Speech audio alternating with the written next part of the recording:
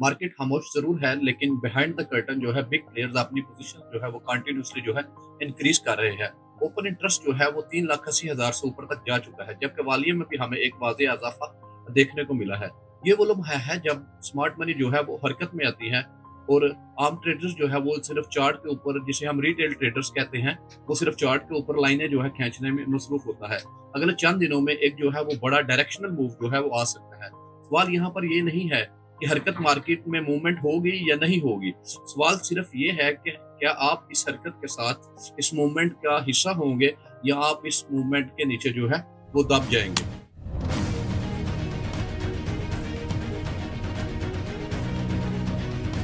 Welcome to our channel Market Craft. आज हम discuss करेंगे वीकली फंडामेंटल एनालिसिस गोल्ड का, जिसमें हम डिस्कस करेंगे गोल्ड की प्राइसेस, ओपन इंटरेस्ट और वॉल्यूम, और इसके साथ-साथ हम जो है फियर एंड ग्रीड इंडेक्स को भी देखेंगे कि हम इस वीक में अपने ट्रेड्स को जो है वो किस तरह प्लान कर सकते हैं। अगर हम वीक के अंदर देखें तो गोल्ड जो है हमें वीकली जो है वो 2.21% जो है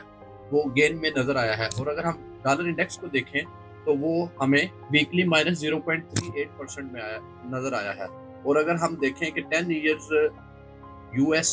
ट्रेजरी बॉन्ड यील्ड्स को अगर हम देखें तो वो भी हमें जो है वो -0.27% जो है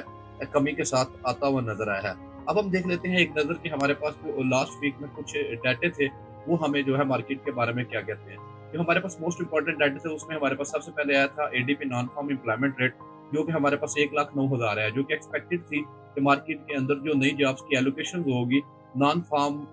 डिपार्टमेंट्स के अंदर वो 1,18,000 होगी, जबकि एक्चुअली जो नंबर आए वो 1,09,000 है। इट्स मीन के जो लेबर मार्केट के अंदर इज़ाफ़ा होना चाहिए था नॉन फार्म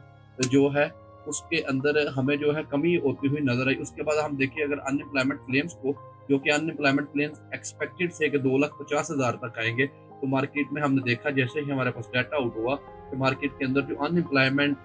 क्लेम्स लोगों ने फाइल किए कि उनके पास जॉब नहीं है, वो कम रह के सिर्फ जो है हमें 2 लाख तक नज़र आए। और मोस्ट इम्पोर्टेंट डाटा जो कि हमारे पास फ्राइडे के दिन अनाउंस हुआ, वो था हमारे पास non farm employment change.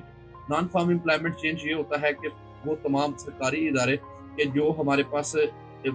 Farming की इंडस्ट्री के साथ रिलेटेड है, उन इदारों को छोड़ने के बाद जो भी लोग जो है वो रोज़गार में हैं, उनमें क्या हमें कोई तब्दीली देखने को मिली है या नहीं। वो एक्सपेक्टेड ये था कि हमारे पास जो डाटा है वो 65,000 आएगा, जबकि एक्चुअली वो हमारे पास 1,15,000 है। इट्स मीन कि लेबर मार्केट के अंदर जो है एक अच्छी खासा हमें इज़ाफ़ा देखने को मिला, और इसके मद्देमुकाबल जो है हमें वो लेबर मार्केट में जो है एक अच्छा खासा बढ़ोतरी होती हुई नज़र आई। इट्स मीन कि लोगों को पहले से जो है वो ज़्यादा जॉब्स मिल रही है, और इसका टोटल जो असर हमने देखा वो फौरी तौर पर हमने वो डॉलर इंडेक्स की जो वो प्राइसेस है, जो डॉलर इंडेक्स है उसमें हमने गिरावट नोट की, और वीकली भी हमने देखा कि हमारे पास जो डॉलर इंडेक्स है वो जो है 0.38% जो है वो डाउनवर्ड नज़र आया। जैसे ही हमें 10 ईयर गवर्नमेंट बॉन्ड्स